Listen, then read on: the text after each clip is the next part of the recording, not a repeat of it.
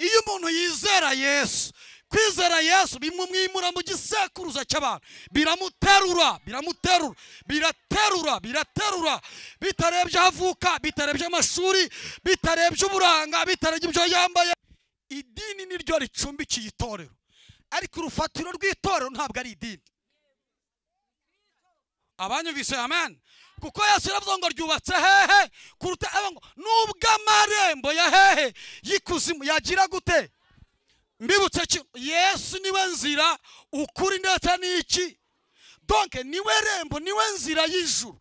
Icyakora abamwemeye bose bakagira gute, bakizera izina rye, yagize gute, yabahaye ubushobozi bwo kuba abana b'Imana. Munyumve neza 13.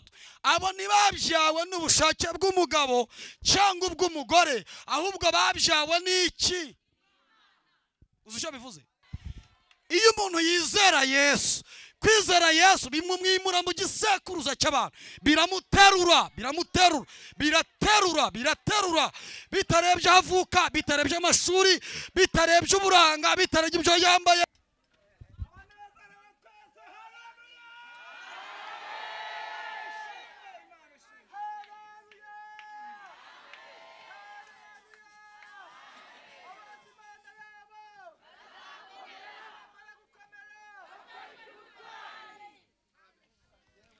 Yesu araduhamagara ati ni mu by'ukubu ibisarurwa bireze, unsarurira ninde? Uhamagawe na Yesu ni wowe ubwa washaka, umwitabisha umutima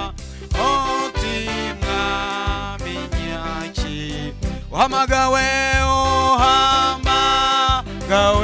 na Yesu ni wowe ubwa washaka, umwitabisha umutima minyaki. Ntuzahere kure cyane kwamamaza ibya Yesu. Abagoye bari hafi n'abazimiye nabo, umurimo uradutota, dufite umwete muke, nuko nijye umusange uti mwami nyaki. Umurimo uradutota, dufite umwete nubura nuburi, nijye umusange uti mwami fashu. Nubwo utazi gushomoka, kuko utari umuhanga, hamya gusa ko wamenye ko Yesu ababarira. Ujye ubwira abandi bose ibyo yagukoreye, no kumwikinga gufashe uti mwami nyigi. Ujye ubwira abandi ibyo yagukoreye, no kumwikinga gufashe. Hataboneka muri twe uvuga ko ananiwe, dushoboza ni Yesu gukunda ibyiza byose dukora iyo mirimo ye n'urukundo n'umwete maze ishize tuzavuge tuti mwami twaki dukore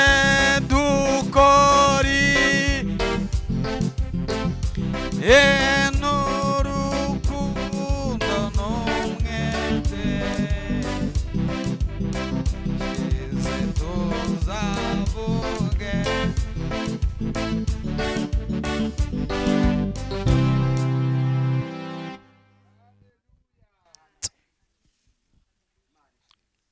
Kuva 11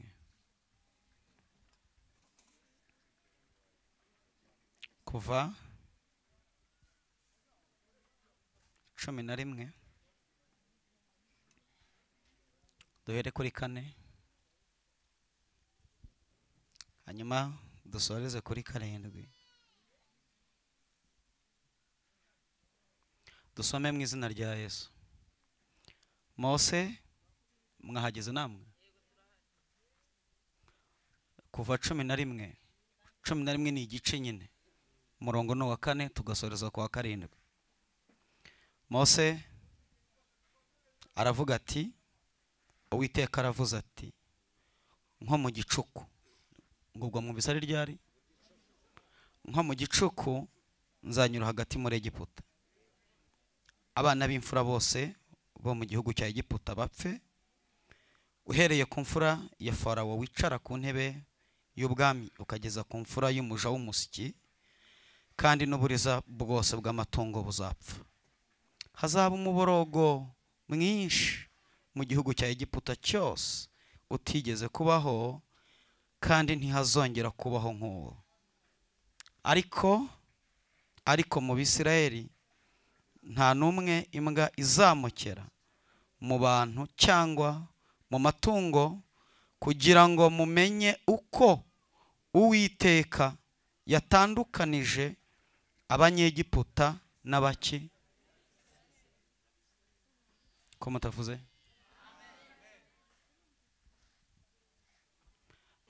Ubundi ibi nubwo utasobanura si ibintu se byumvikana. Niba hari ibintu bibaho byoroha ni ukwigisha isezerano rya kera, kuko rirumvikana kandi inshuro nyinshi Imana imfasha. Inshuro nyinshi iyo dusomye uyu murongo wa 7 abarakore benshi baranezerwa. Muzi ikintu kibanezeza ni ijambo ririmo rivuga ngo imbwa ntizizabamokera, kandi abenshi muri mwe zirabamokera.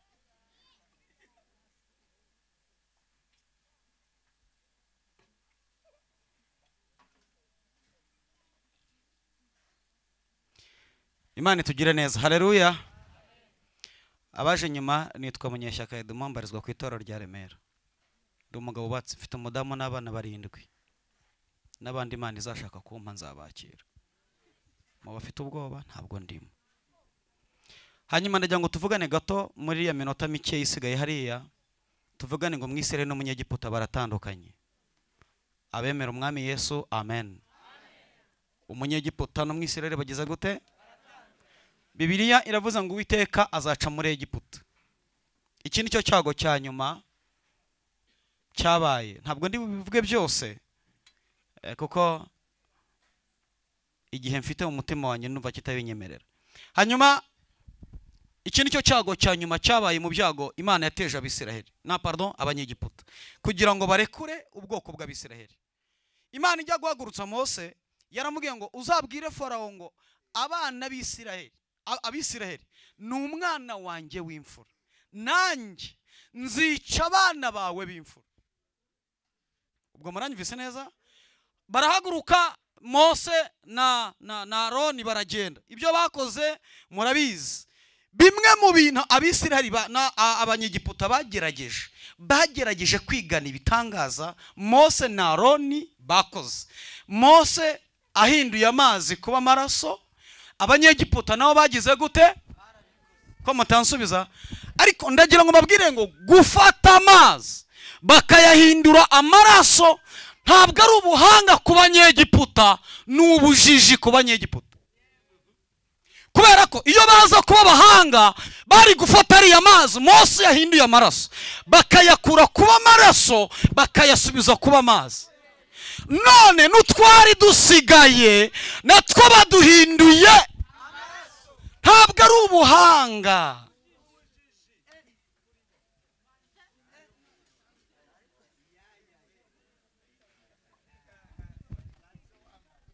Kabiri abanyumvise, haleluya. Mose yazamuye ibikeri abyuzuza mu mazu, hanyuma abanyegiputa nabo n'ahari hasigaye naho bahuzuza iki? Ibikeri. Bibiri ivuga iki? Bibiri ivuga ngo urabikora nka kwihorera. Abemera Yesu, haleluya. Ntabwo kuba Imana yarabaretse bakabizamura ntabwo ari ubuhanga bari bafite, ni Imana yari ibihoreye. Ariko bageze ku cya gatatu ibategera ku gitoya kurenza ibyabaye. Mose afata inkoni akubita umukungu guhinduka iki? Hanyuma abanyegiputa barabigerageza. Munyumve neza, abanyegiputa barabigerageza, hanyuma babigerageje biranga, bahindukira na Farawo baramubwira ngo ibi byo ni urutoke rw'Uwiteka rubikoze. Niba abantu bizera Uwiteka, abanyumvise, amen. Torero, haleluya. Ibyo bene wanyu badashoboye bishobowe n'urutoke rw'Uwiteka. Hari ibyo wita bigari bene wanyu bananiwe gukora, biriya Uwiteka Imana idakiranirwa ituyahera urutoke rwayo. Attention, mwitone, ntabwo ari ukuboko.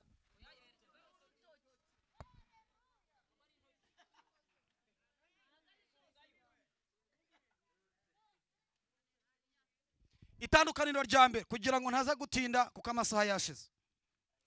Mu mibereho yanjye sinyansoza nihana, narihannye byararangiye. Itandukaniro rya mbere, ngiye kubabwira uburyo nka bubiri nishaka ndekero cyangwa butatu Abisiraheli batandukaniyemo n'Abanyegiputa. Ubwa mbere, Abisiraheli batangira barira ariko bakazasoza baseka, naho Abanyegiputa bo batangira baseka ariko bakazasoza bari.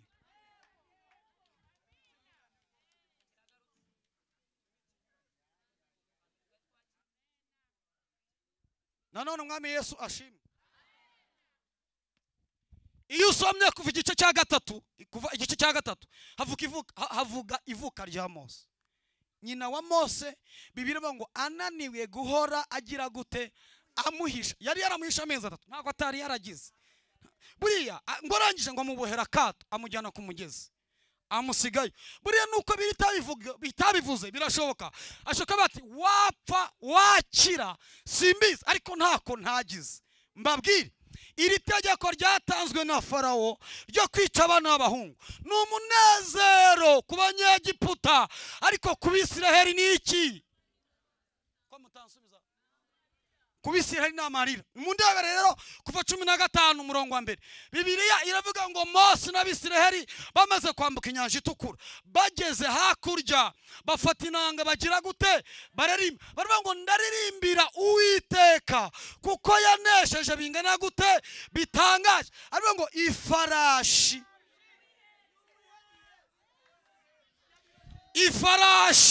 abanyumvise, haleluya. Ifarashi n'ubugize gute ihetse yabishize he? Batangiye barizwa no gupfa kw'abana b'abahungu, ariko banejejwe no kwambuka inyanja itukura. Bayambutsa Abanyegiputa bo bagize gute? Ingabo zabo zagize gute? Mvukuntu muri 22 Muzagakiza yavuze, yaravuze ngo igihe cy'isarura kigize gute nigishira, abakozi bose bazagira gute bazata, kandi umwami wabo, abanyumvise, haleluya, umwami wabo azabigenza gute? Ababwira ngo mwakoze.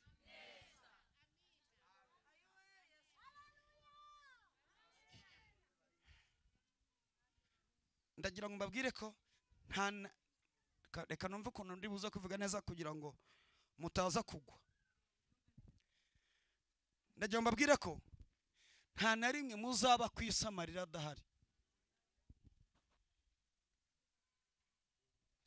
Niba baranaguhanuriye bakabwira ko bishize, uzababwire ngo barakubeye, kuko itorero riri ku isi.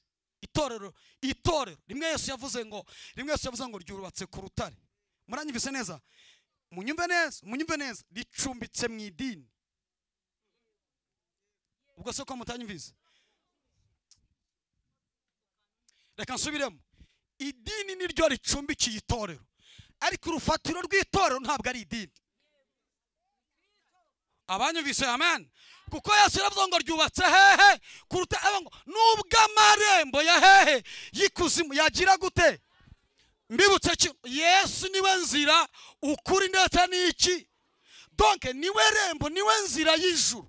Mbabwira ko Satani nawe ubwe niwe rembo ry'ikuzimu. Yesu yaravuze iki? Yaravuze ngo nubwo Satani ubwe yakwiyizi.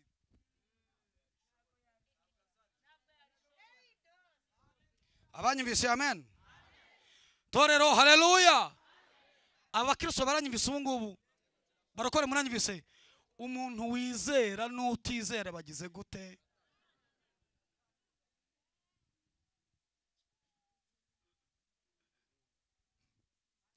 Se ubundi warekera.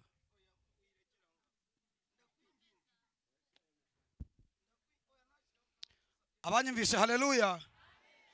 Jewe ndababazwa n'abarokore, ndababazwa n'abakristo batazi icyo bari cyo muri Kristo Yesu. Kuba mwarimu n'ibitoya, listen to me, munyumve neza. Kuba mwarimu n'ibito kurenza ko umuntu ari umukirisitu ni bito. Icya kabiri, abantu bose bizeye umwami Yesu, promotion zanyu zashizemo ku isi. Vous avez été promoté. Donc kuba muzazamurwa mu ntera byararangiye. Kubera iki? Nta promotion nimwe ibaho iruta ko umuntu ari umwana w'Imana. Ibindi byose biri hasi. Serese, nta promotion uteze ku isi irenze kuri umwana w'Imana. Ntayo. Yesu mwami. Abanyumvise? Haleluya. Yesu mwami. Torero, haleluya. Abangaba bano niba Bibiliya yavuze Yohana 1:12. Icyakora abamwemeye bose bakagira gute? Bakizera izina rye. Yagize gute? Yabahaye ubushobozi bwo kuba abana b'Imana. Munyumve neza 13. Abo ntibabyawe n'ubushake bw'umugabo cyangwa ubw'umugore, ahubwo babyawe n'iki? Uzi icyo bivuze? Bagenda mu isi atari bene muntu, bagenda mu isi ariko ari bene Mana. Igisekuruza cyabo sina. Muzapereze abo bajyaye bajye kurogesha, barababwira ngo tubonye ari umuriro waka.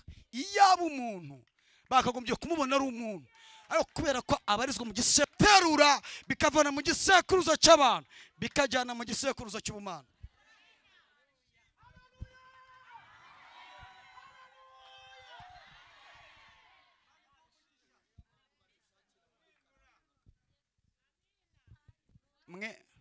Mwe gukora ikosa, barakore, mwe gukora ikosa ngo mujye kuganyira abantu.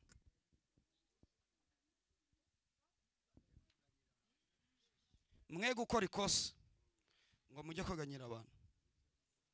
Icyakora niba ukiri mwene muntu jya kubwira mwene muntu, ariko niba uri mwene Mana jya kubwira mwene Mana. Icyo mvuze ni kimwe, igihe cyose uri mwene muntu ukajya kuganyira umuntu, uzanitegura amagambo aturuka mu kanwa ka muntu.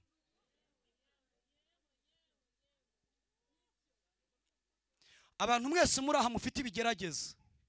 Oya, reka ne kuvuga ibigerageza, reka mvuge intambara mwikururiye, kuko ibigerageza umuntu ntabyikururira, ibigerageza umuntu abyibonamo. Mbone no guhugura abantu mwese muri aha muvuga ngo ibigeragezo byavuye kwa shitani. Mwarayobye. Ntabwo ibigerageza biva kwa shitani, ibigerageza bitangwa n'Imana. Hanyuma shitani satani we azana ibigusha Yesu mwami, kuko muri ibyo yaravuze ngo uko ngeragezwa andinda.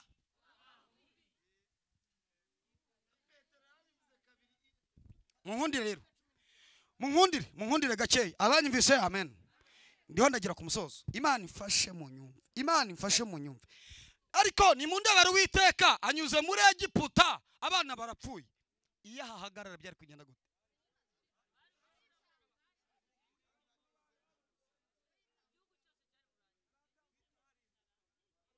Iyo avuga no nuko ibisigaye hano inyuma bikaba imirambo, ubwo murabyumvise. Iyo aza guhagarara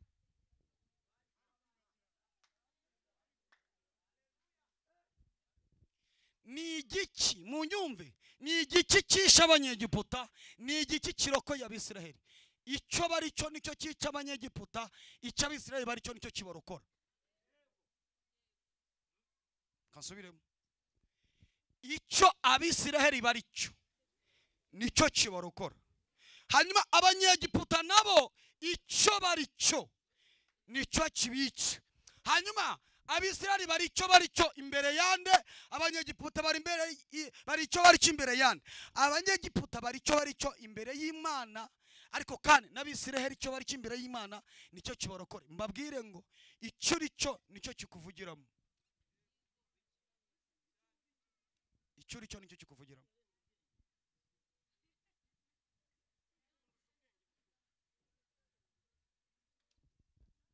Urumva merutse kuganira n'umugore,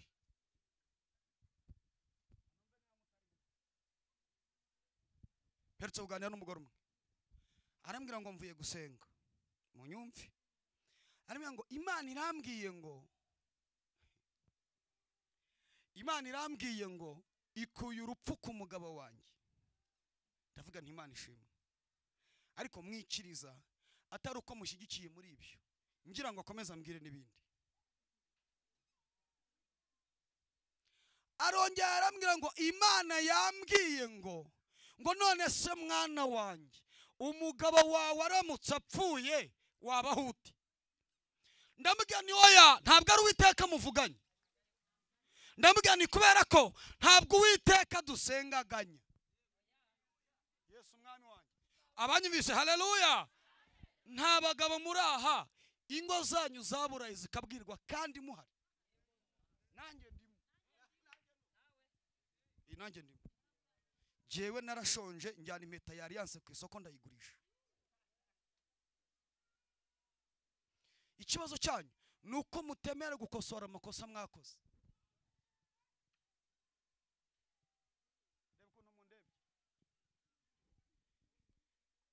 Bibiliya ivuga iki? Yesu Kristo, Yohana 14:19, Yesu yaravuze ngo hasigaye igihe gito ab'isi ntibe bacimbona, aravuga ngo ariko mwebwe muzagira gute? Muzambona. Aravuga ngo kuko ndiho namwe muzabaho. Ntabwo tubeshejweho n'ibyo dukora, ibirayi turya sibyo bitubeshejeho, kuko umwami Yesu ariho natwe turiho. Mwabyumvise neza? Abanyegiputa babeshwaho na bene wabo b'abantu, twebwe tubeshwaho n'Imana itubeshejeho. Asifiwe Yesu. Uwiteka dusenga ntabwo aganya, mu nyumve neza. Barakore muranyumvise, ntabwo Imana dusenga iganya, ntiganya. Ni umugabo wishoboye wicara mu ijuru, niba ashyira akaguru ku kandi akavuga ngo nibitariho nabishyiraho nona. Akavuga ati nibitariho nabishyira. Ariko abarokore mugeze ku rwego muvuga mukabeshyira n'Imana ngo yavuze. Mwagiye mwihana, mwari mujana wambereye umuhamya. Ngiye uriya bigeze banyereza kubwiriza umuntu arambwira tuve yurebeye abantu babiri. Umuntu yanyohereje hano, mpita muheraho, ndabwira nta kazi ukora karimo gereza. Icyo gihe ubuhanuzi bwari bweze. Ngeze mu rugo marayika azana igitabo, arambwira ngo uyu munsi wambeshyeye. Afata ikaramu akajya agenda anyuzamo gutya, arambwira ngo uyu munsi wambeshyeye, ngo kandi uzasubira ujya gusaba imbabazi. Nguriya mu mubaza namusabye imbabazi. igihe cyose mutaremera gukosora amakosa, igihe cyose mutaremera gukosora ibyo mwakoze, ntabwo Imana izahagarara mu ruhande rwanyu.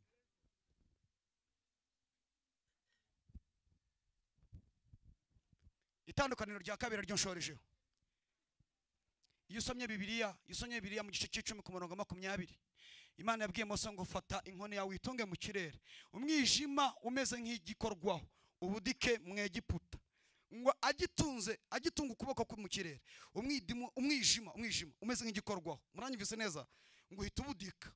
Bibiliya iravuga ngo aho wasanze umuntu ntiyigeze abasha kuhava. Munyumve neza, ku murongo 23 bireba ngo ariko mu mazu y'Abisiraheli ho harabonaga. Donc umunyegiputa wa mwijima wasanze kuri toilette yagumye kuri toilette amasaha 72. Aho wamusanze, ubwo se muranyumvise? Aho wamusanze niho yagumye amasaha 70 nangahe. Kandi Abisiraheli bo akazi kagize gute? Mbabwire, Abisiraheli bonyine niba bafite ubushobozi bwo kureba mu gihe cy'umwijima w'icuraburindi. Ko mutumvise? Abisiraheli bonyine, abakirisitu bonyine niba bafite ubushobozi bwo komeza urugendo mu gihe cy'umwijima w'icuraburindi nk'uyu turimo. Ndekeye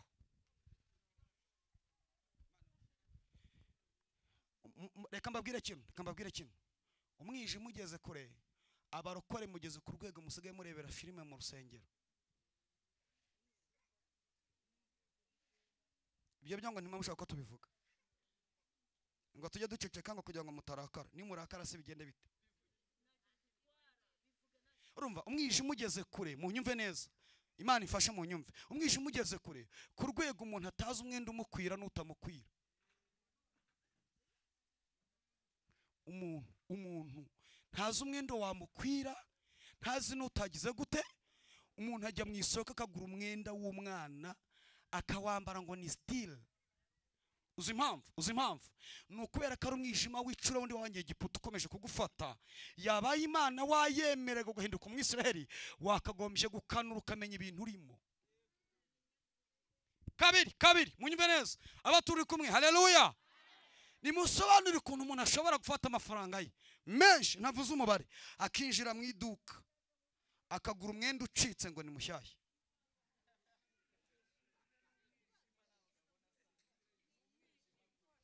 Yamara kuwugura akavuga ati no, ntabwo ucitse, uyu mwenda ni deshire. Kesi nyifi deshire no kuvuga iki? Abantu muzi igifaransa deshire ni iki? Wewe rero akawambara akagenda azi ngo yarimbye, ngo yambaye deshire. Ni impamvu z'umwijima umaze kuba mwinshi.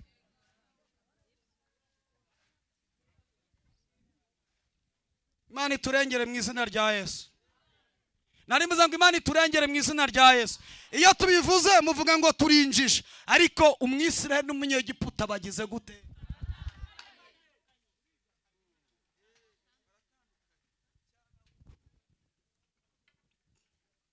Nabonye ibintu bikomeye,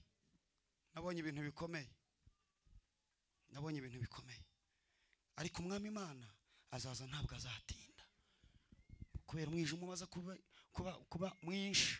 Umwijima umaze kuba w'icurabundi ubaye mwinshi mu bantu, abarokore musigaye mushyiraho ngo ni ubuntu bw'ubuzerofote, ngo muri ba nta kosa imbere y'Imana. Kandi biravangwa niyo tuvuga ko nta cyaha dufite tubiza twise Imana iki? Umwijima ugeze kure, murabe maso. Dusenge. Ndashaka kureba abantu bashaka gushaka guhunga, bashobora guhunga umwijima. Icyo itorero, munyumve neza, icyo itorero ribereye kwisi ni ukwamamaza ubutumwa bwa Yesu Kristo. Bibiliya ivuga ngo kubabarirwa ibyaha no kwihana bikwiriye kubwirwa amahanga. None mwebwe mukene ko nitwigisha tuvuga ku byifuzo bya ngo kugira ngo mutureme inshu nuko tuvuga kuri business zanyu. Gutese Yesu yabambwe ngo iduka ribeho. Bibiliya iravuga ngo ariko jyeweho nasa ngo no kugira ngo intama zibone kandi zibone ubungana gute. Birashoboka yuko amazu yaba makeya, imodoka zikaba nkeya, ariko ntibikura ku bugingo bwaba. ashimwe ashimwe torero ashimwe torero ashimwe Yesu Yesu mwami Yesu mwami Yesu mwami abarokore sinzi ukuntu mwabaye ngo bitazanturuka ngo ntibimveho hanyuma jewe bizamveho. Imana ikeneye kugaragaza uriwe. Niba uri umunyegiputa hagarara nk'umunyegiputa werure. Niba uri umwisiraheli erura, kuko nimuterura Yesu azaberurira. Muranyibise? Nimuterura Yesu azagira gute? Ndasoje. Nta muntu ushaka guhunga umwijima, ahaguruke tumusengere. W'ibyaha, umwijima ni w'ibyaha, nta kindi tuvuze, ni umwijima w'ibyaha. Haguruka. Imana irabizi ko umutinganyi, Imana irabizi ko umusambanyi. Erega reka mbabwire, umushumba wacu n'ugivuga ngo nta muntu uzabura ikimwica. Mucecetse, mutanacecetse, gahunda ni ugupfa. Ibyiza rero ni ukugenda dukiranutse. Ndashaka kureba umuntu ushaka guhunga umwijima w'ibyaha agahaguruka tukamusengera. Saa 11 ngenda yora ko zigiye kujya, ariko nta kwihana ntibigira amasaha. Umuntu wumva yahunga umwijima w'ibyaha ahaguruka dusenge. Imana iguhe umugisha. Kandi ntangira gusenga ntimuhaguruke biraba byarangiye.